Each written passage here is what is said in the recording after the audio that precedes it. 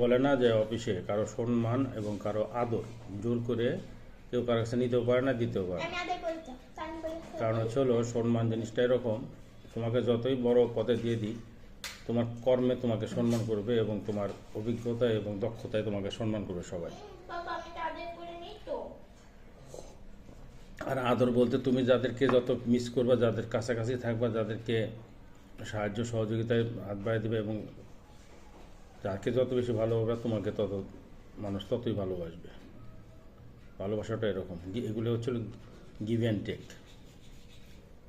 তুমি একজনের মাসের দূরে দূরে থাকবা, তোমার ধরো তোমার খালামণি তোমাকে খুব আদর করে, তোমাকে ডাকলে, তোমাকে ফোন দিলে, তোমার ছোটো মামা তোমাকে আদর করে, ছোটো আদর করে, তাদের সাথে তুমি ফোন করলে তুমি দূরে দূরে থাকো, কিন্তু তারা তো অনেক দূরের থেকে ফোন করে।